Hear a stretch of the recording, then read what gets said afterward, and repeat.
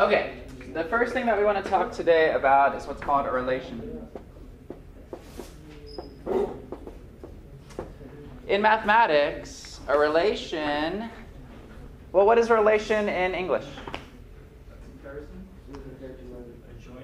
Yeah, so there's some sort of pairing going on, right? If we said a relationship, for instance, what's a relationship?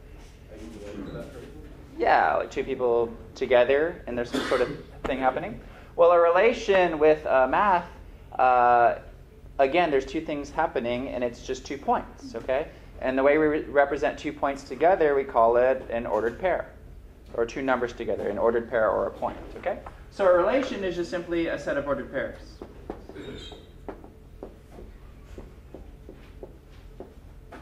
Okay, that's all a relation is.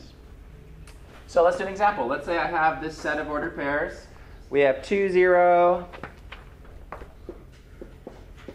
-1, 5, 3, 12, and 8, 6. Here's an example of a relation. How many ordered pairs do I have in this relation? 4. 4, right. Great, easy. Now, if we let, as we tend to do in mathematics, we tend to let x be the first number for an ordered pair, and we let y be the second number of an ordered pair. If we let x be the set of all x values, and let's let y be the set of all y values, that gives us two new definitions, domain and range. So domain is the set of all x values in your relation. Range is a set of all y values in your relation. Okay? So in this first example, since it's such an easy, simple relation, if I said to find the domain of this relation, what would you say? 2, -1, 3, 8. Right. Those numbers, 2, -1, 3, and 8. That would be my domain. So for this first example, it would just be the numbers 2, -1, 3, and 8. Okay? Questions? You want us to put it in order by least to greatest or not? No, it doesn't have to. You can if you want to. Range would be what? 0, 5, 12, and 6. That's it. So very easy problem when you're actually given the relation, and it's just a few ordered pairs, 4 in this case. Okay? So it would be great if you could illustrate every relation by writing all the points. But unfortunately, we can't do that. Where is an example where we can't write down all the points? Give me one example. Is it possible to have more points than you can write down on a board? Yes. Give me an example.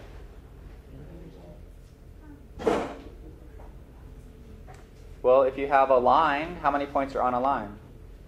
Yeah, too many, right? An infinite amount. So I couldn't actually write them all down. So sometimes, and a lot of times actually,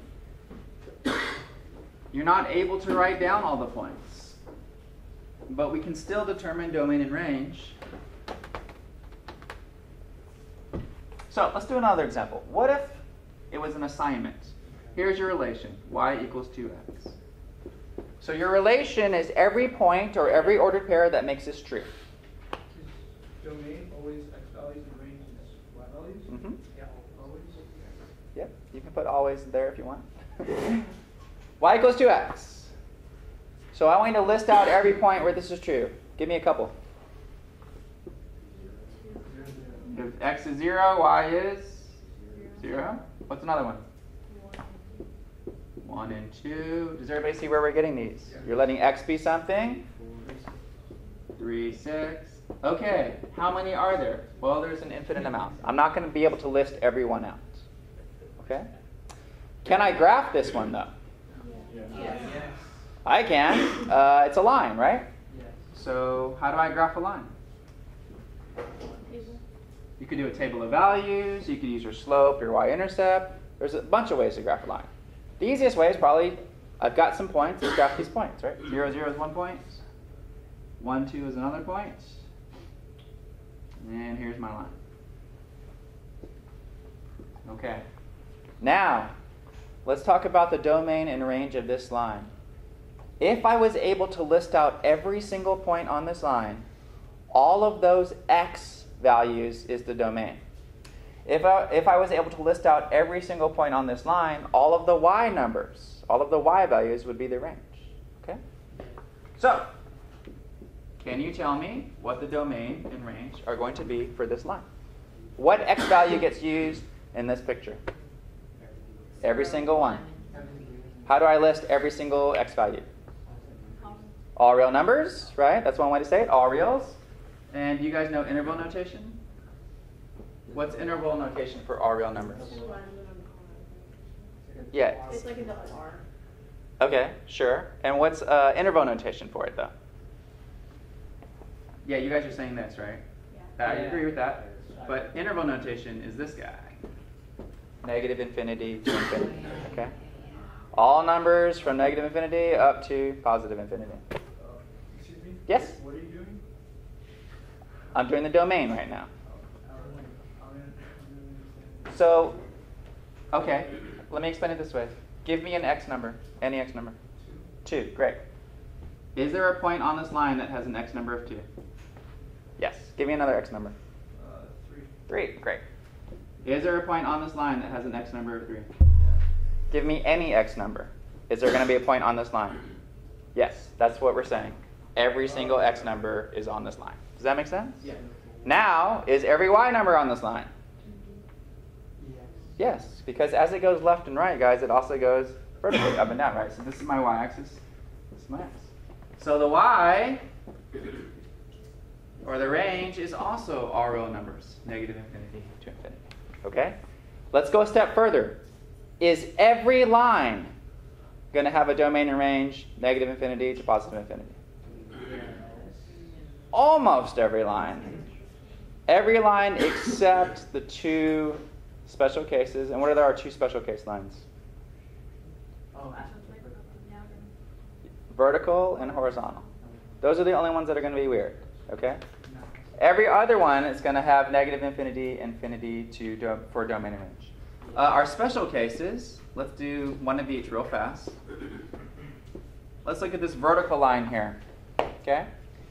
Let's say this happens at 1, 2, 3. All right?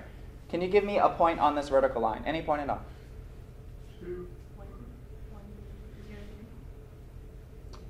Can anybody give me a point on this vertical line? 3, 2. Great. Can somebody give me another point? 3, negative 2. Another point. 3, 5. Okay. If you listed out all of them, what would your domain be? The domain would be all the x values that get used. And what x values get used in this? 3. Just 3. So your domain is just the single number 3. What's your range on this one? Negative infinity to infinity. Okay? So everyone understand that? So only on the vertical line and the horizontal line are you not going to have a domain and range of all real numbers. All right? Because here, the only x value that gets used is 3. Okay? All right. Next thing. What if my relation looks like this? Let's do another graph. What if my relation looks like this? Right now, I'm just trying to see if you guys can get domain and range. What if it's a parabola? Like that. And all I'm going to ask you is one question. Well, 2 questions, really. What's the domain? What's the range? See if we can look at this and figure it out. So you're looking at this parabola. Pretend for a moment that you could list out every single point on that parabola. Look at all the x values that get used in listing out every point. And look at all the y values that get used in listing out every point. Okay? This parabola moves left and right as it goes up, up, up forever. All right? What is the domain? What x values get used in graphing this parabola? All real numbers. Does everybody understand why? Because it keeps going up. Keeps going left and right as it goes up. Okay? So for an x value of negative 1,000, is there a point on this parabola? Yes. Yeah, it's just way up there, right, in the ceiling somewhere, right? Way out here. Is everybody with me? So it's going to cover every x value. Now my question is, does this graph cover every single y value? No. In fact, down here, there's nothing, right? So it covers every y value, if you're looking vertically for y values, every y value from -1 up, but it doesn't cover any y values down here, right? There's no point on this parabola with a y value of -10. Okay? So, what is the range? -1, including -1, so we put a bracket, to positive infinity. Okay? Another way of writing this is y is greater than or equal to -1. I mean the same thing. Okay? Question? How do you know when to use greater than or equal to? If there's a bracket, there's an equals. If it's an open parentheses, there's no equals. Okay. Yep. Okay? In this one, there is a corresponding value of 1, so we're including the 1, or the -1. Okay. How about an ellipse?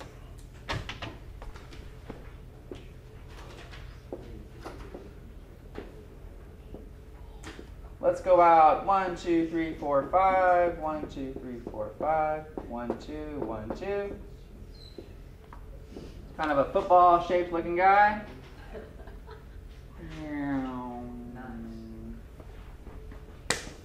Okay, one question. Tell me what the domain is. Tell me what the range is. If you could list out every single point on this football, what x values get used and what y values get used?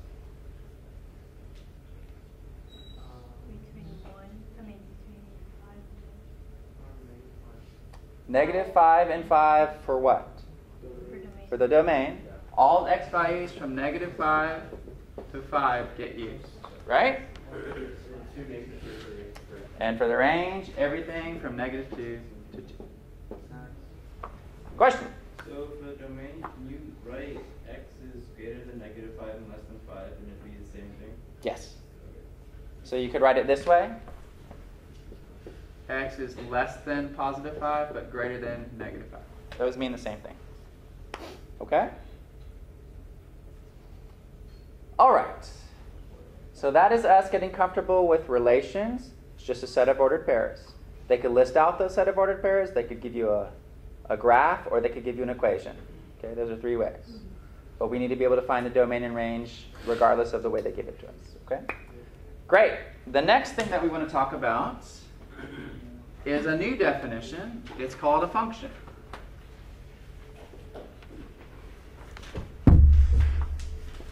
All right. A function is a relation, so it's a set of ordered pairs, in which something very specific happens. Okay? So I'm going to write this definition like this. A relation where the same x value cannot be paired with different y values.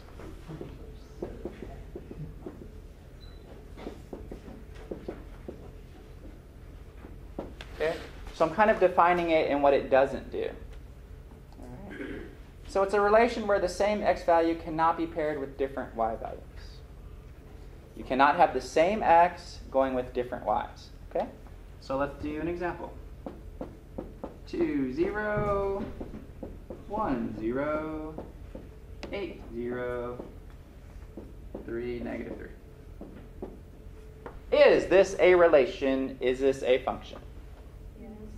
Yes. Yes. There's no problems, right? All the x's are different, so there's no problem. Okay? Is this next relation a function? 2, 5, 3, 3, 2, 6. Is this a function? No. Why?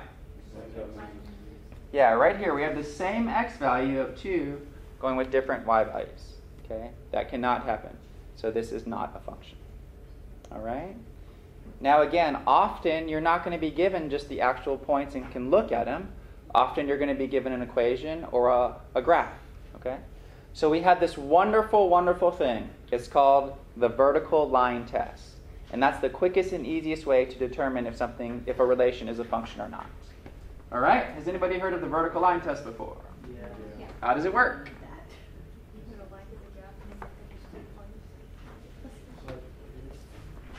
Right. So a vertical line test.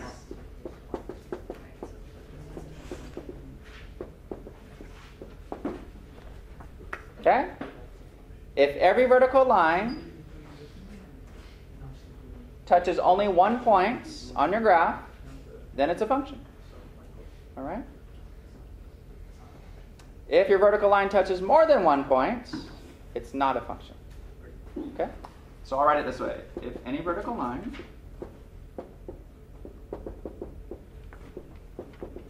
drawn touches more than one point,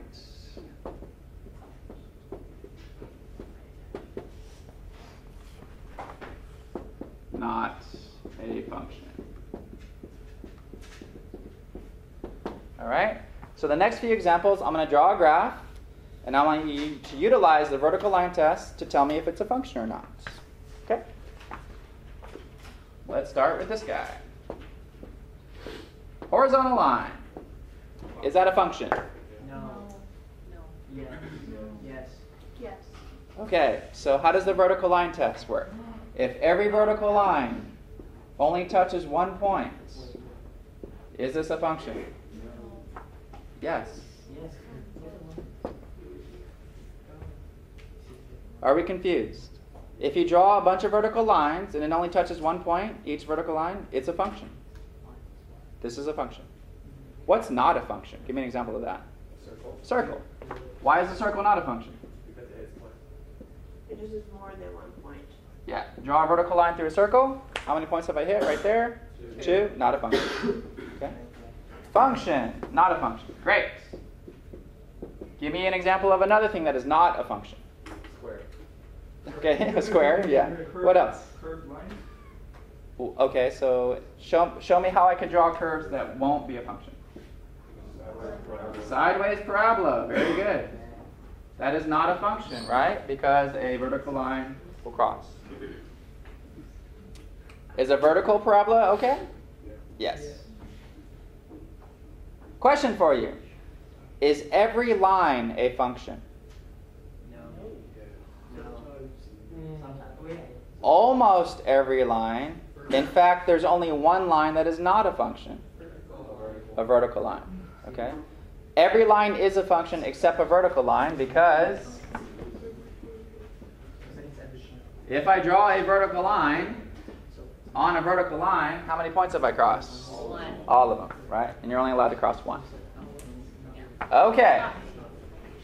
Great. You guys know what a function is now.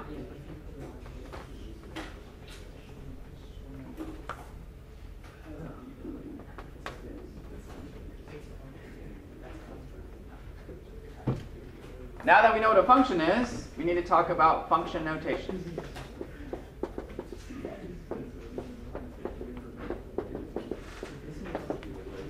If function notation is utilized, it's understood to be a function. Okay?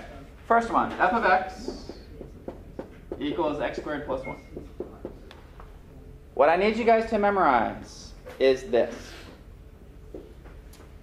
Look at it as a machine. Okay, we have a machine called f.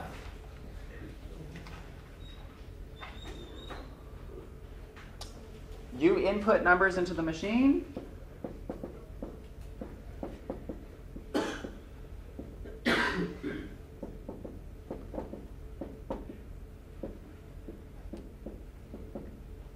And it will give you an output number for each input. Okay.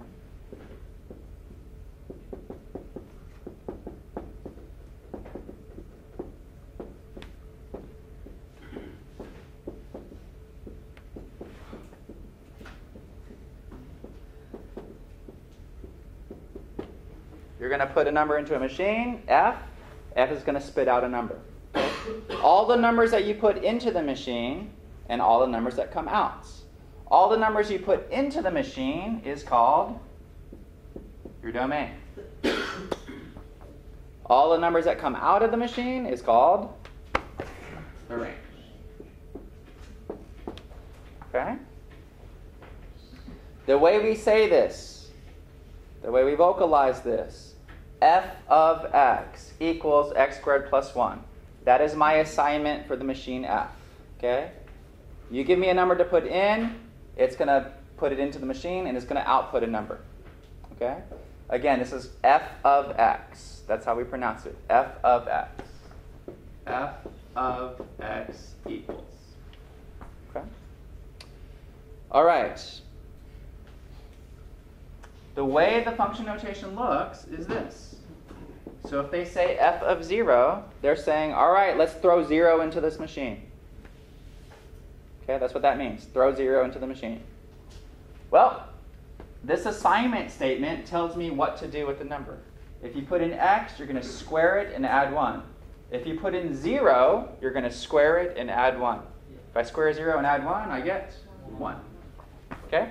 If I put in 100, what am I going to do with that 100? Square it and add 1. Okay?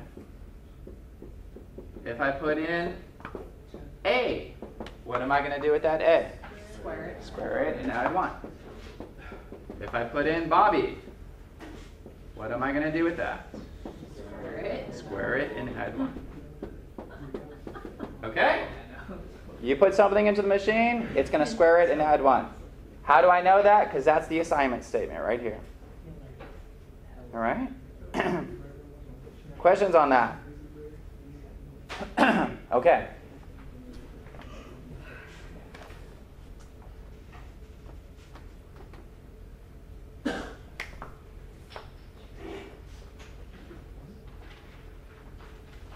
So just looking at these next couple machines, tell me what it does.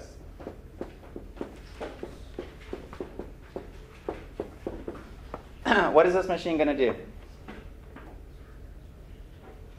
G of x. Yeah, it's called g of x. Good. If I put a number into this machine, what is it going to do to that number? Add 1, subtract 1, and divide it. Yep, it's going to take that number and add 1, take that number and subtract 1, and divide it. Okay, is everybody with me on that? So, you would have no problem finding g of 10. Everybody could do that. Can we just look at it and tell what it is? What is it? 11 over 9.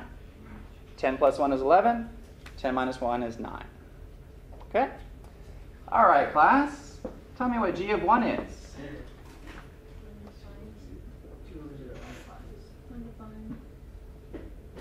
Causes a problem for us, right? And the problem is it's undefined because we've made the denominator equal to 0. Should this number even be allowed to go in this machine? No. It blows up your machine, basically, right? So I restrict it from my machine, which means this number is not in the inputs, which means this number is not in the... No. If it's not in the input, it's not in the domain. Okay. So, the next thing we need to look at is finding domain of a function.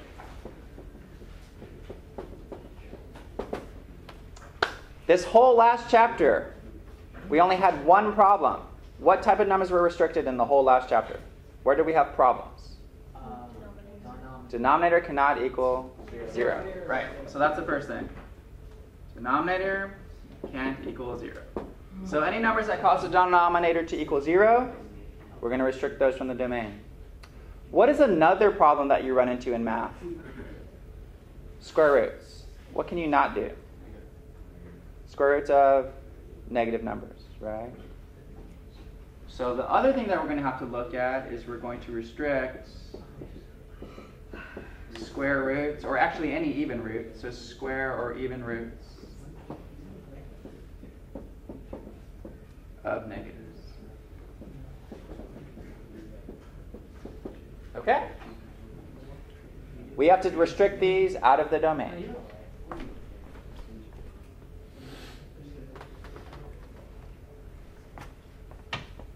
Okay, let's look at a new machine. H of x equals 13 over 25 minus x squared. One question. What's domain? Okay, go ahead, work it at your seat. Tell me what it is.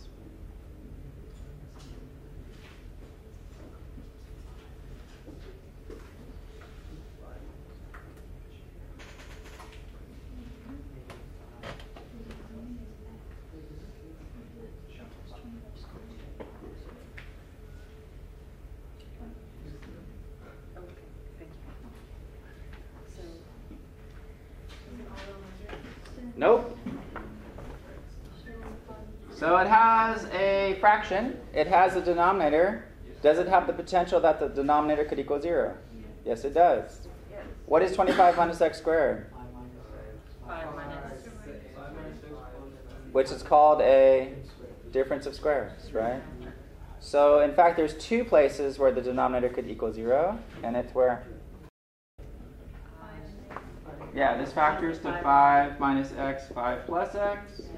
If you set each of those to 0, negative 5 will give you an answer, and positive 5 will give you an answer. So how do I write my domain? My domain is all the numbers except negative 5 and positive 5. So how do I write that?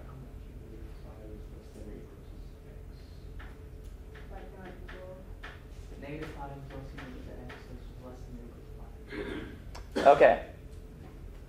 You're leaving out the stuff in the middle. So, one way you could write it is all reals except plus or minus 5. All reals, oops, spelled that wrong. All reals except plus or minus 5. That's one way to write it. Okay. That's probably the easiest, yeah. How did you get that? I looked at what numbers make the denominator equal to 0. Okay. So set that equal to 0. This is all last chapter material. Factor it, solve each one. So, would it be like negative infinity? Yeah, so if you really wanted to, you could write negative infinity up to negative 5, union negative 5 up to positive 5, union 5 to infinity. Wait, where do you get the union? You mean- Yeah, where do you get the union? Sorry. Okay. What is the union? So if it just means this included and this included and this. We're putting them all together here. Okay. So, I think this is probably easier, so I would just write that, right? Because otherwise you have to split it up into 3 intervals. Okay. Find the domain of this next machine. There's no range for this one? I'm not worried about the range right now. Okay. W of x. The square root of 1 minus x. Find the domain of that.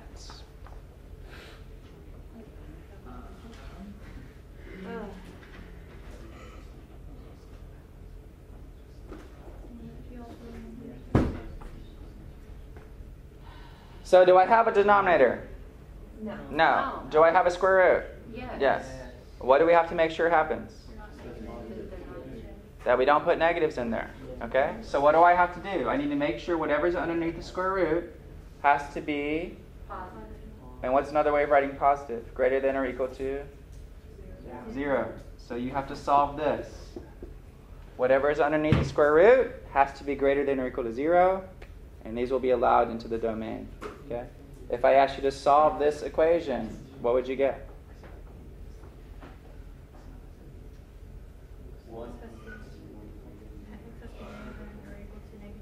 Yeah, if I add x to the other side, what does this mean? X has to be 1 or anything less than or equal to 1. Okay? How do I write that? In an interval? So 1 to Negative infinity. Anything less than? up to 1, bracket. Do we remember interval notation? If not, that's okay. We'll do a review of it, but it's kind of important. Bracket means you include the 1. Okay. How do you, why did you switch them exactly? Okay, so a couple of things happened here. The first thing that happened is I added x to both sides. Are we cool with that? Yeah. Well, yeah. No, I mean, I got the, subtracting the x, but, why did you switch to less than equal to the last part? Right. So is everybody with me on this part? Yeah. Now, we're used to looking at it this way. We like to have the variable first, right? So now look at the relationship. Look at where x is and look at where 1 is. The sign is pointed open to the 1, and the point sign is on the x side. So I'm just rewriting this. So from here to here, I'm just rewriting it because we like having the x on the left side. Okay. So nothing happened here except a rewrite. Okay? You still keep the same relationship. X is less, 1 is bigger than or equal to x is less than or equal to 1. Okay?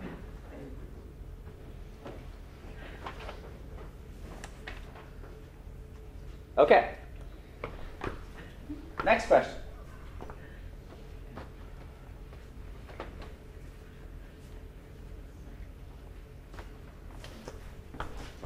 F of x, new function, new machine, equals 2x minus 3. What's the domain? What's the range? What's f of 0? What's f of 1,000? What's f of a? Go ahead. No, it's not. You should be able to do this in like 20 seconds.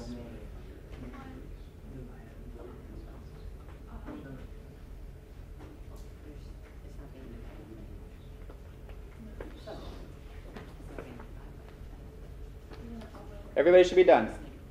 What's the domain of this thing? All reals. How do I know that?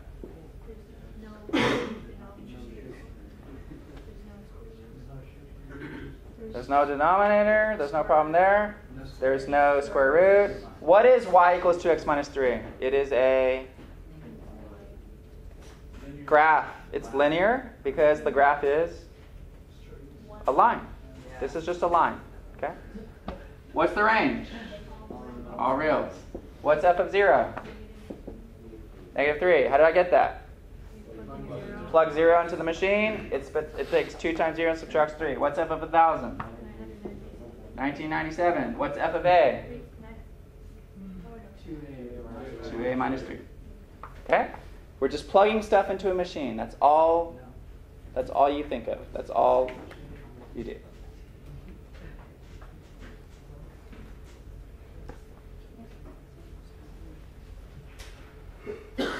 Okay.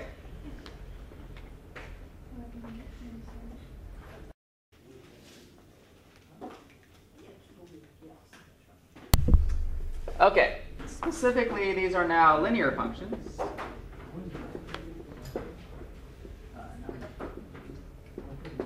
So in this section on linear functions, all the graphs will be lines. Okay? You won't have any x squared terms, anything quadratic. They're all linear. So let's do a couple of examples. Let's say my machine is f of x equals 2x minus 3, and the first thing I want you to do is just graph it. Okay? Here's how I do that. I pretend, because I'm used to graphing lines from previous algebra experience, just pretend for a second it's y equals 2x minus 3. And then do whatever you're good at in terms of graphing this line, okay? You could use slope and intercept. You could use 2 points. Whatever you do best, okay? X-intercept, y-intercept, I don't care. Just get it graphed for me, all right? I think the easiest way for me probably is just to get 2 points. So if I let x be 0, y is negative 3. If I let x be 1, y is negative 1. And then I'm going to graph that.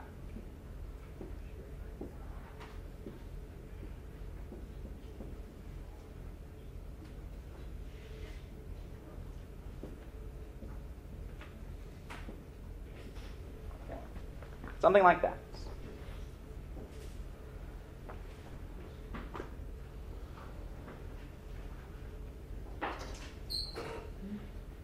So because it's just a line, you're just going to write y equals whatever the function is, and then do whatever you're best at in terms of graphing that line. Get points, use the intercept, and the slope, whatever you're good at. Okay? Questions on that? Just graphing lines. I think it's easiest just to get 2 points, right? And then graph those points. Okay.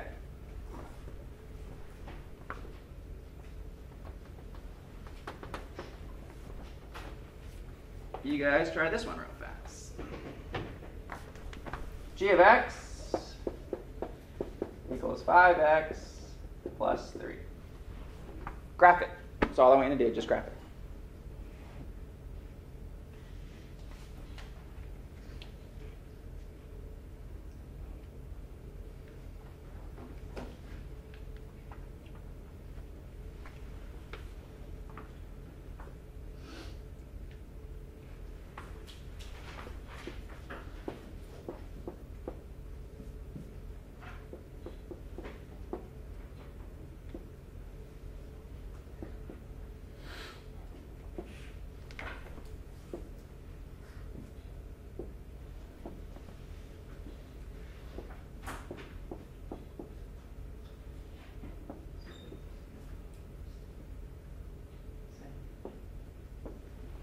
You guys something like that? Questions? Why do you put x equals -1 instead of 1? You can use whatever x you want. Okay. Yeah. I chose -1 just because I looked ahead and saw it would be a smaller number. That'd be a Insta- negative 2 instead of a 2. What? Yes, negative 2. Oh, yeah. -1 times 5, Yeah. which makes this graph way wrong. Yep.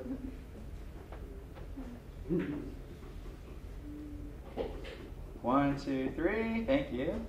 -1, 1, 2. That makes more sense. Great. Thank you.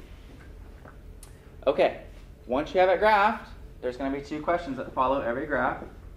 What's the domain and what's the range? I don't have to think too hard on this because I know already it's a line. It's not a vertical or horizontal line. So what's the domain and range? All reals. Does everybody understand why it's all reals? There's going to be an x value and a y value for any point on this line, okay? Because it covers everything. Okay? Great. Next thing, modeling. All right, linear models.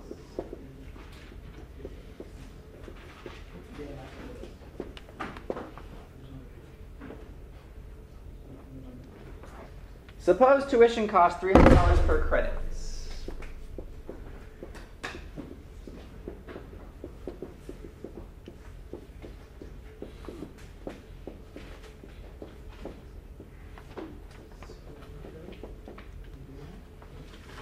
And student fees are fixed at $100.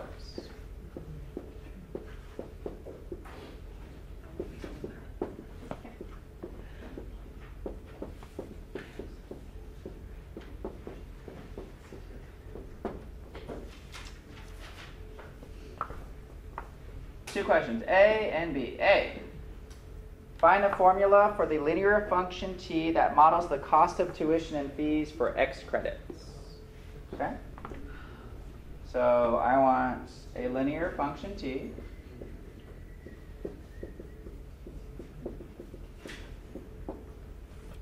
that models cost for x credits. Part B says, what's t of 16? Okay, now we need to understand this before we can do it. So they want you to set up a linear function that maps out this model. How much we pay for student fees and tuition costs. Yes? Would it be 300x plus 100? Would it be t of x equals 300x plus 100?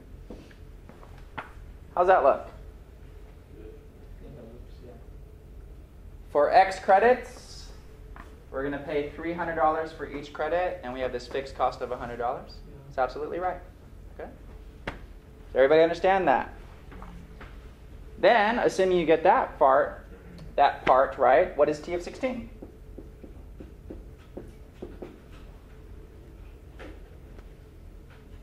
What is that asking you to do? Put 16 into the machine that we created, and what do you do with that 16? You substitute it for the x. Yep, and you get 300 times 16 plus 100. Can somebody tell me what that comes out to? 4,900? Yeah.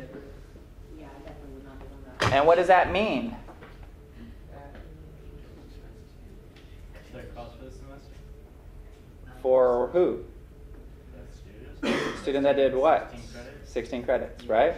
So any student that's doing 16 credits is paying $4,900. Does everybody understand that? Okay. Let's try another one.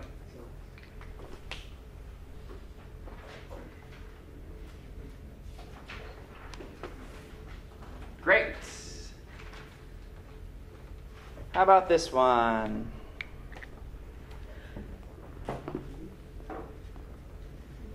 To make a music video, it costs $750 to rent a studio, plus $5 for each copy.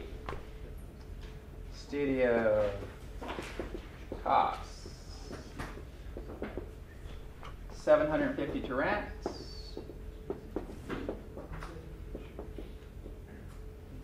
And $5 for each copy.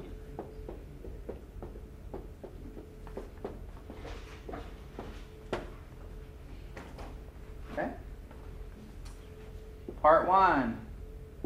Give me a linear function c for the cost of x videos.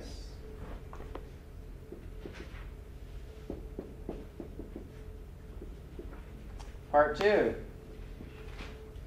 What is the cost of producing 2,500 videos?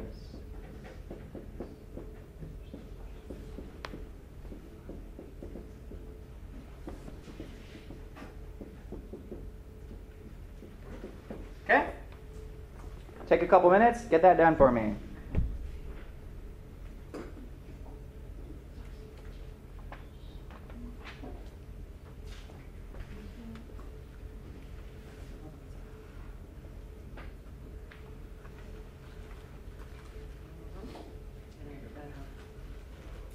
Okay, so. Yeah, so it should probably look like this. C equals.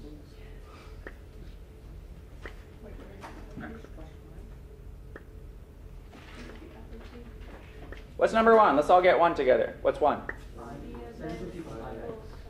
C of x. Oh, equals 5x 5x plus 750. plus 750. Great. That's part 1. Okay, then what do I do for part 2? Plug it in.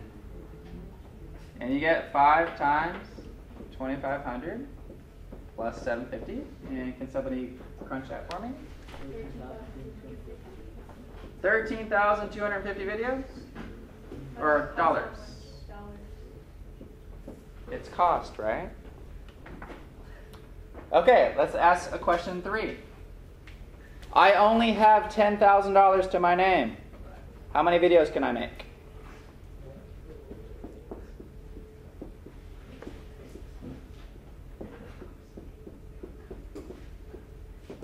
I only have $10,000. How many videos can I make? So would you do 10,000 equals that?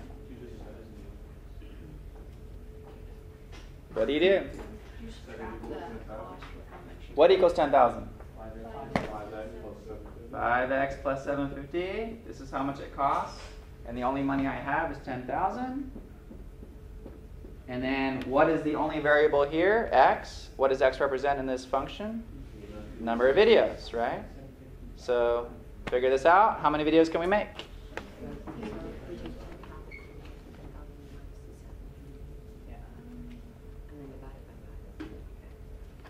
What did you guys get? 1,850 videos. That's linear functions. Did we understand all of those examples? Hope so. Okay.